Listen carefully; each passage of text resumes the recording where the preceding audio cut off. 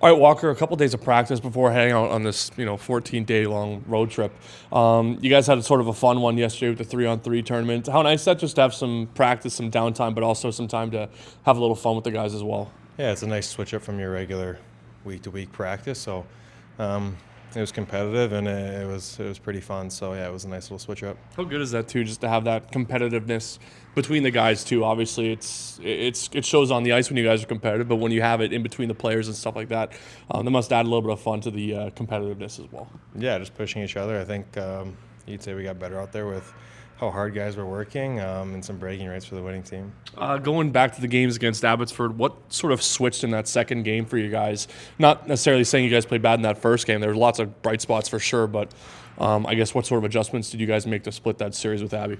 Yeah, first game coming back off of a long Christmas break. We weren't necessarily mad about our effort, but there were some things that we wanted to clean up, and I thought we did a good job of that from the first period on, and kind of just built off that momentum that we built in the first period. Talking about that break too, how nice was that to have such a long break? Because when you look at the next sort of 3 months of schedule, it's pretty intense.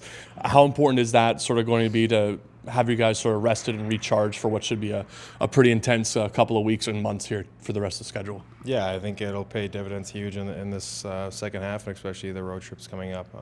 I haven't had that long of a Christmas break in my pro career, so personally, it was really nice to be able to see some family and kind of just have some downtime.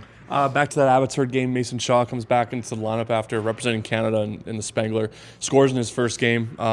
What sort of leadership does that show for a guy who literally just came back from Switzerland, less than 24 hours ago, and then puts one in the back of the net?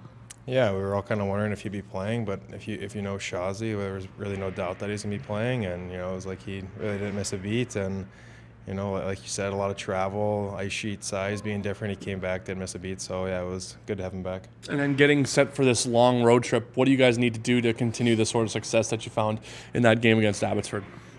Sticking to our game plan details, kind of the same cliche stuff, but I think the big thing for us is starting off on the right foot. So good starts, I think, each and every game. With the first period, having a strong first period, I think, is huge for us.